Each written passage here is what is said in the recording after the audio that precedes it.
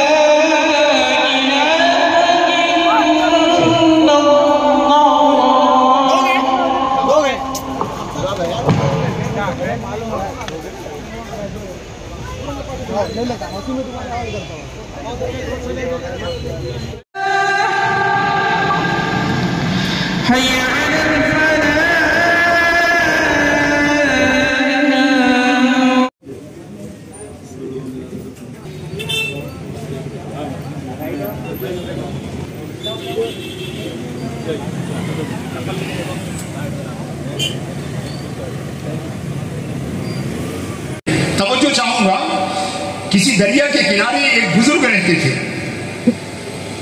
वो बुजुर्ग बड़े साहिब करामत थे। एक दिन उनकी अहलिया ने उनके लिए बहुत उम्दा सी डिश तैयार की, बहुत उम्दा खाना तैयार किया। उन्होंने खाया और कहा कि ए मेरी अहलिया, ये खाना बड़ा ही उम्दा है, अगर आपसे हो सके तो आप दरिया के पार जाइए और दरिया के पार जाने के बाद हमारे एक दोस्त उधर रहते हैं, उन तक ये खाना पहुंचा दीजिए। अगर वो भी ये लजीज खाना खाएंगे तो मुझे बड़ी खुशी होगी। तो बीवी ने कहा कि हजरत आप जानते हैं कि रास्ते में दरिया है, रास्ते में दरिया है, मैं ये खाना लेकर दरिया पार कैसे करूंगा। हजरत निजामुद्दीन महबूब इलाही साहिब फयूज़ लामुतनाही अपने मलफूजात में फरमा रहे हैं। तो उस बुजुर्ग ने कहा कि तुम्हें कुछ नहीं करना है, तुम ये खाना लेकर दरिया के किनारे जाओ और दरिया से कहो कि ए दरिया, मेरे शौहर की विलायत के तुफैल मुझे रास्ता दे दे, जिन्होंने 30 साल से खाना नहीं खाया है। बीवी ने सुना तो ताज्जुब हुआ कि अभी अभी मेरे सामने जो है, उन्होंने न सिर्फ ये खाना खाया बल्कि इस पर अपनी पसंदीदगी का इजहार किया और ये भी रेकमेंड किया कि मैं उनके एक दोस्त के लिए ले जाऊं। मगर ये हजरत कह रहे हैं कि 30 साल से खाना नहीं खाया। मगर वो अहलिया, वो खातून अपने शौहर के मकाम व मर्तबे से वाकिफ थी। उन्होंने वो खाना उठाया और दरिया के किनारे आई और दरिया से कहा कि उस मेरे शौहर के तसद्दुक, बल्कि ये बात थी कि उस बुजुर्ग ने कहा कि तुम दरिया से जाके ये कहना कि मेरे शौहर के तसद्दुक मुझे रास्ता दे दे कि जिन्होंने कभी भी मुझसे रिश्ता कायम नहीं किया।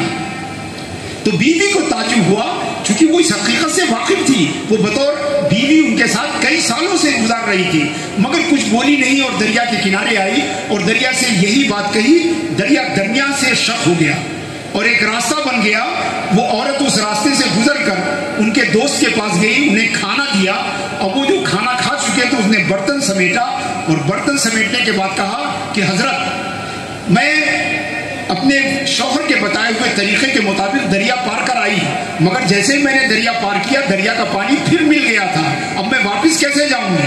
تو اس بزرگ نے کہا جاؤ، تمہارے شوہر نے یہ کہا تھا کہ ان کے تصدق تمہیں راستہ دے دیا جائے کہ انہوں نے کبھی تم سے کوئی رشتہ قائم نہیں کیا، میں یہ کہتا ہوں کہ جا کے میرا نام لینا دریا سے کہ فلاں بزرگ کے تصدق مجھے راستہ دے دے جنہوں نے 30 سال سے کبھی کھانا نہیں کھایا۔